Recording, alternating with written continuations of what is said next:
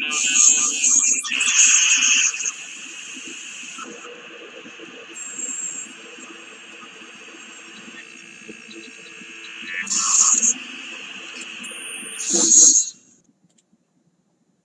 de leurs secrets les mieux gardés et un de leurs atouts majeurs est leur projet ultra secret Monarque, contrôle de la pensée. Ce programme est le fondement même du nouvel ordre mondial. On l'appelle aussi marionnette, ou imperial conditioning. Le projet dans son ensemble traîne de manipulation mentale.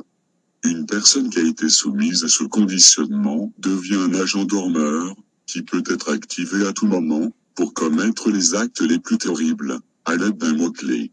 Il est très difficile de les repérer, pour la bonne raison que personne ne se doute de leur existence. Un des programmeurs les plus compétents et les plus tristement célèbres est le docteur Joseph Mengele, un génie sans scrupules. C'est à lui que l'on peut attribuer la paternité du projet Monarque. Le projet Paperclip avait permis, sous la houlette d'Alain Dulles, de récupérer des scientifiques nazis après la Deuxième Guerre mondiale. Ces scientifiques ont été intégrés au projet Monarque par la CIA, pour travailler sur l'utilisation de la chimie et son influence sur le psychisme. Les Américains venaient de démarrer le projet MK-Ultra. À la fin de la guerre, Joseph Mengele a pris le chemin des États-Unis, encadré par la CIA. Aux yeux de l'opinion publique, il avait fui vers l'Amérique du Sud, mais il y a eu beaucoup de désinformation à son sujet. La CIA a orchestré une campagne de désinformation quand en 1985, ceux qui étaient à sa recherche ont trouvé sa trace, faisant croire que l'on avait découvert son cadavre à Ambu, au Brésil. Les spécialistes de la désinformation ont affirmé que l'ADN prélevé sur Mengele correspondait à celui de son fils Rolf. Officiellement, il était mort et les recherches ont cessé. À l'Institut de médecine Kaiser Wilhelm, Mengele avait fait des expériences cruelles sur des milliers de jumeaux et autres êtres innocents. Beaucoup de fondations des Illuminati ont participé aux expériences de Mengele. Il avait commencé ses expériences dans le camp de concentration d'Auschwitz, où il disposait également de milliers de victimes. Il travaillait sur les multiples formes de la douleur. Son objectif était de créer un esclave parfait dont il pouvait contrôler les pensées.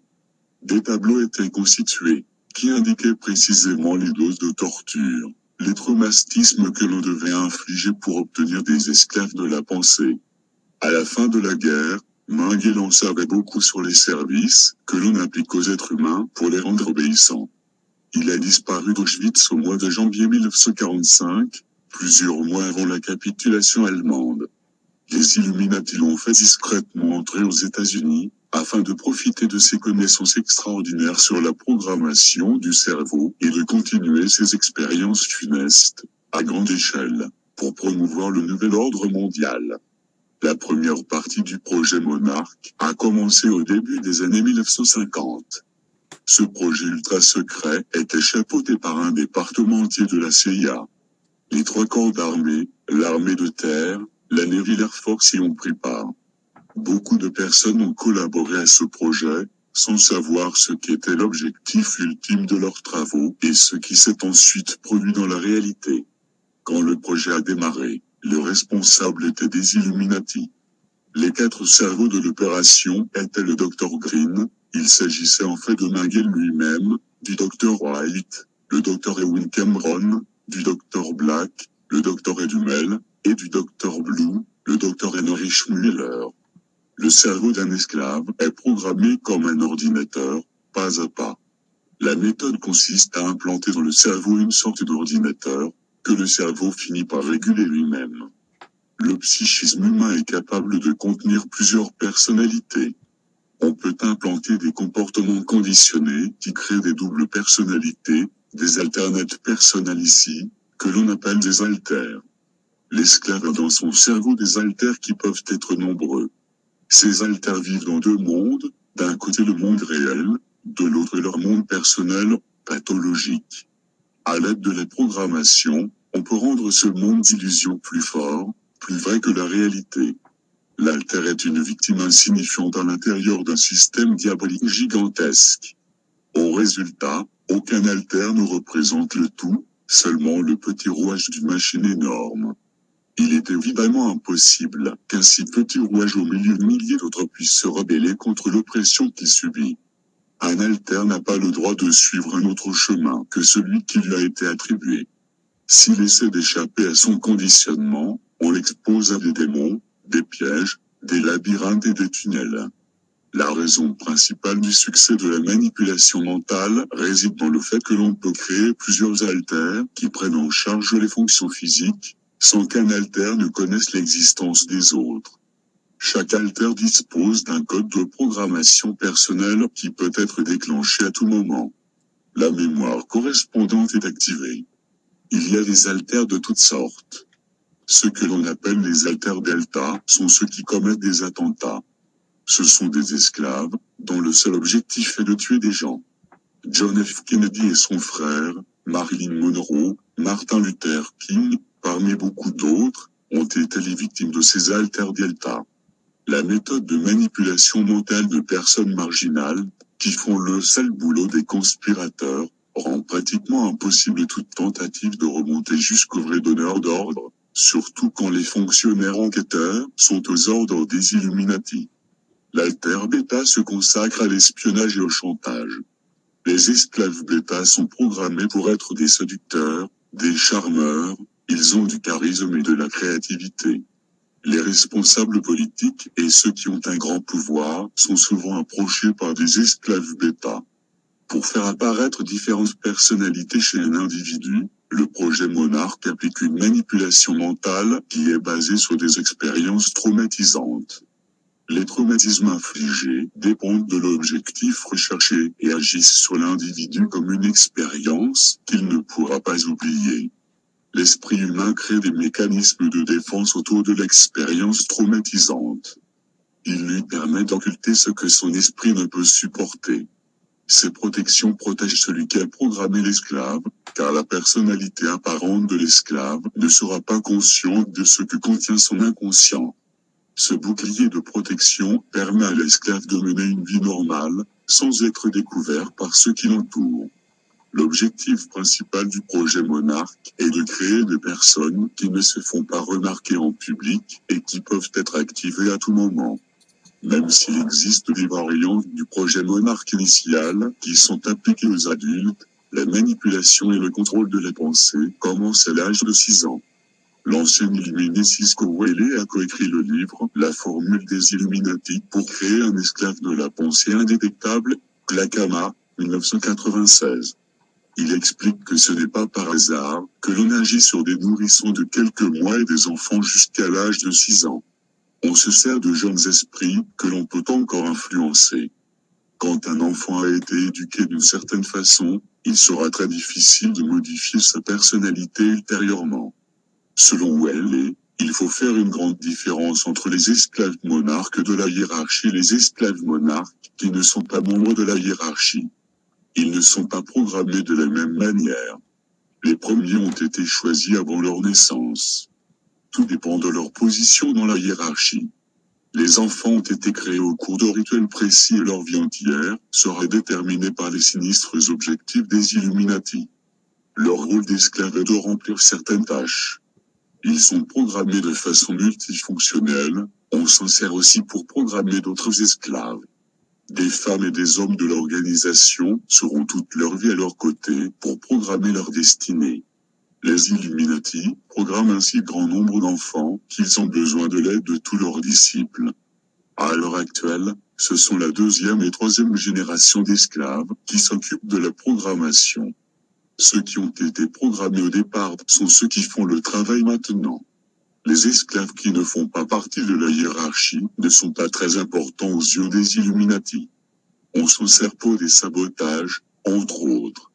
Une fois qu'ils ne sont plus utiles, on les fait disparaître prématurément. Où elle explique d'où viennent ces êtres humains. Il parle de parents du tiers-monde qui vendent leurs enfants et de sociétés d'adoption auprès desquelles les Illuminati se procurent les nourrissons et les jeunes enfants. Les enfants vivent dans des institutions ou chez leurs parents adoptifs, dans des orphelinats ou protégés par des gardiens et des tuteurs. Comme ils ne sont pas entourés de membres de leur famille, on peut les vendre facilement. Beaucoup d'enfants destinés au projet Monarque sont éduqués par des éleveurs sataniques. Les éleveurs sont principalement des femmes qui ont été programmées. On leur dit que c'est un grand honneur pour elles de sacrifier leur propre enfant. Certaines femmes sont enfermées et ne servent que pour mettre l'enfant au monde.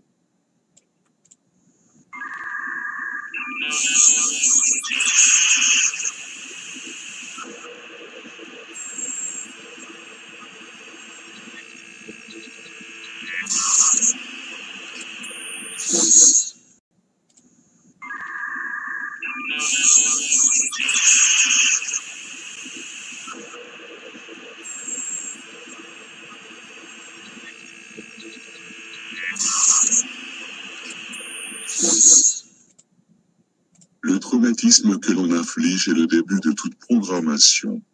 Faire naître un enfant prématurément constitue déjà un premier traumatisme. Cette pratique facilite le travail ultérieur.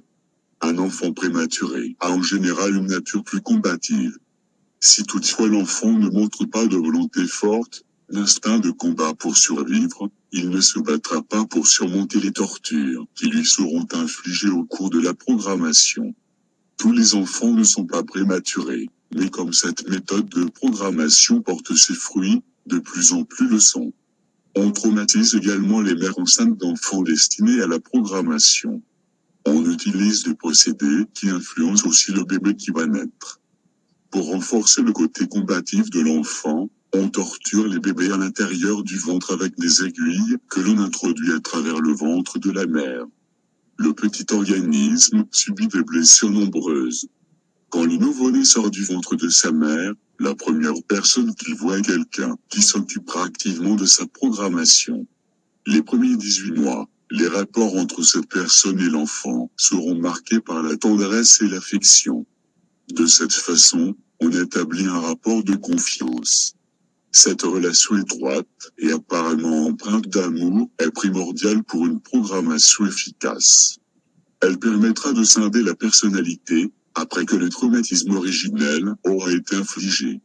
La scission de la personnalité se produit quand l'enfant se trouve confronté à deux opinions qui sont incompatibles. Après avoir été abreuvé d'amour et d'affection, on lui retire tout ce qui lui fait du bien. On l'enferme dans une cage et on lui administre des électrochocs. Les facultés sensitives de l'enfant sont saturées. Il finit par ne plus rien ressentir. On arrête de la nourrir, on ne l'habille plus, on le maintient dans un environnement froid. Quand l'enfant retrouve son maître, après toutes ces souffrances, qui peuvent durer plusieurs jours, il est très excité. Quelqu'un est là pour l'aider, apparemment.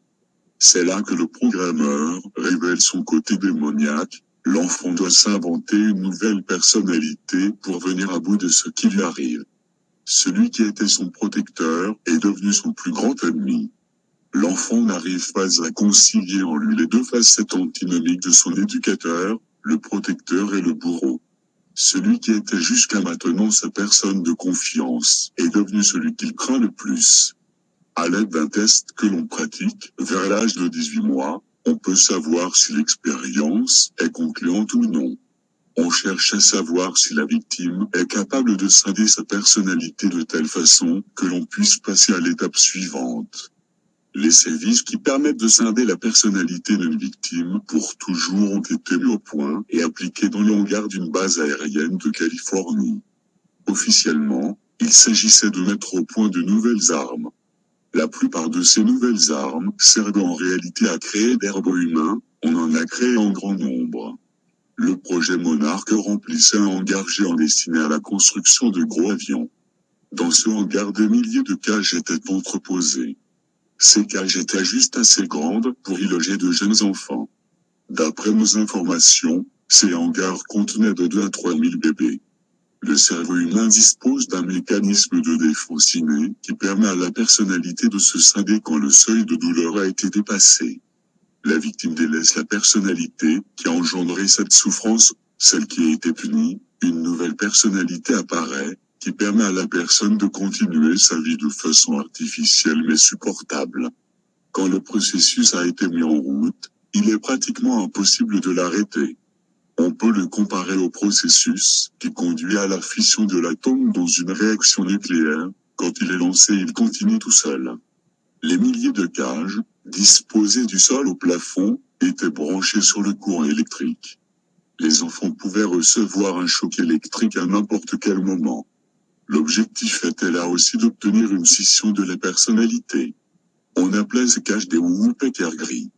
La victime aperçoit un éclair quand le courant alternatif est activé.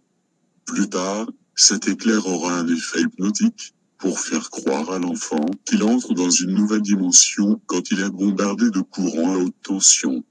Après avoir subi ces woodpeckers gris pendant des jours entiers, les enfants sont soumis à des viols répétés qui doivent augmenter leurs sentiments traumatiques. Ces viols sont effectués avec une violence accrue, pour que leur intensité laisse un souvenir aussi traumatisant que possible. On utilise également des vidéoprojecteurs qui agissent sur l'inconscient. Ces projecteurs ressemblent à des jumelles, la seule différence est que de chaque côté des jumelles on projette un film différent. De l'œil droit, on voit des films positifs, des films de Walt Disney par exemple. De l'œil gauche, on voit des films d'horreur ou des films pornographiques. Pour mieux traumatiser les victimes, on se sert de chiens ou de singes dressés. On emploie surtout des drogues, que l'on administre avec des seringues, sur fond de musique, la musique des drogues. À l'aide de drogues, on peut atteindre les objectifs suivants. Mettre les individus en transe, provoquer des douleurs, renforcer les traumatismes, apprendre aux haltères à rester dans la position désirée, limiter les facultés de mémoire, faire des expériences d'out of body, l'esprit quitte le corps. Une victime se souvient du Dr Green entrant dans la pièce avec son sourire glacial, tenant des pâquerettes dans la main. En se mettant devant la victime, il commence à arracher les pétales un par un, comme dans le célèbre jeu d'enfant, en répétant « Je t'aime, je ne t'aime pas, je t'aime, je ne t'aime pas ». Ce petit jeu va mener l'enfant à la folie, car il sait très bien que le dernier pétale sera pour lui le signe d'une mort prochaine. L'enfant qui n'était pas aimé succombait de manière atroce, dépecé vivant, pendant que les autres enfants programmés assistaient à ce spectacle effroyable. Cette programmation a lieu dans un grand hôpital du sud de la Californie, gardé par des marines. Cet hôpital a été construit sur le même schéma que tous les hôpitaux militaires. Il y avait une zone avec des sols en béton et des murs blancs. Une des chambres contenait des cages qui étaient suspendues au plafond. Certaines cages contenaient des singes, mais beaucoup d'autres servaient à garder les enfants qui devaient être programmés. En Californie, il y avait plusieurs entreprises de pompes funèbres contrôlées par les Illuminati, ce qui permettait de pratiquer le traumatisme du feu. Dans un crématorium, on obligeait des enfants à assister à la crémation d'autres enfants avec qui ils avaient eu des relations étroites. La chaleur très forte incinérait les corps et les transformait en cendres. Mais ces corps restaient entiers, figés dans leur apparence, jusqu'à ce que quelqu'un vienne ouvrir la porte du crématorium dans laquelle avait été placée une fenêtre. Le courant d'air ainsi créé pouvait désintégrer les cendres figées, et l'enfant qui devait assister à ce spectacle derrière la fenêtre était traumatisé à vie. Le traumatisme du feu était si bien mis en scène que l'enfant avait l'impression qu'il fondait lui-même en même temps. Ce traumatisme servait de base au stade de liquéfaction. La programmation était telle que l'esclave se mettait à fondre quand il en recevait l'ordre. Ce processus permettait au programmeur d'implanter à l'enfant ce que l'altère devait exécuter. Certains enfants étaient obligés de tuer des personnes que l'on employait dans les rituels, une bonne occasion de lui infliger un traumatisme supplémentaire. À l'âge de 4 ans, on emmenait ces enfants dans un château où la programmation pouvait continuer. On place une caisse en bois de cèdre devant une table. Des enfants, dont la programmation est avancée, sont chargés de surveiller la caisse. Cette caisse s'appelle la boîte du Dr Box. On se sert d'haltères qui ne savent rien de leur soumission hypnotique. On ordonne à d'autres enfants d'entrer dans la pièce et d'essayer de s'introduire dans la caisse. Les enfants qui surveillent la caisse sont armés d'épées tranchantes. Ils ont l'ordre de tuer les enfants qui essaient de s'introduire dans la caisse. S'ils échouent, on en fait des enfants interchangeables ou on les programme au degré supérieur. Après avoir atteint le degré d'obéissance absolue, qui permet d'en faire des assassins, on procède au traumatisme de la fontaine. Les enfants sont placés devant une fontaine et on leur donne un ordre comme « coume-toi ». Utilise les électrochocs contre toi-même. Ou d'autres ordres d'automutilation. Avec ce procédé, on obtient de bons résultats, les haltères se mutilant eux-mêmes sur commande. Quand l'enfant atteint l'âge de 5 ans, sa volonté propre n'existe déjà plus. On dispose maintenant d'un petit esclave que l'on peut manipuler à volonté et qui n'a plus d'opinion personnelle. Ses qualités et ses défauts sont déterminés. On décide de son futur et de la place qu'il occupera dans la société et les fonctions qu'il aura pour les Illuminati. Tout est scrupuleusement noté et conservé. Le plus grand secret que l'on cache aux haltères de ces esclaves est que leur système a été diabolisé quand ils étaient encore au stade du fœtus. Les modalités qui conduisent à la programmation d'un individu contiennent la possibilité de les diaboliser. On vend à Satan des familles générationnelles sataniques, leurs enfants appartiennent au diable, d'une façon différente des enfants qui ne sont pas issus de ces familles.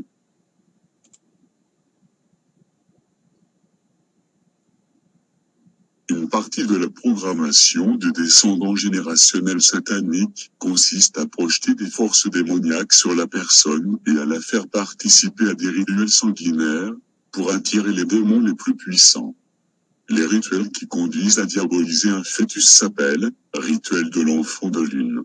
La création d'enfants de lune relève des plus hauts grades de magie noire dans le cercle des Illuminati.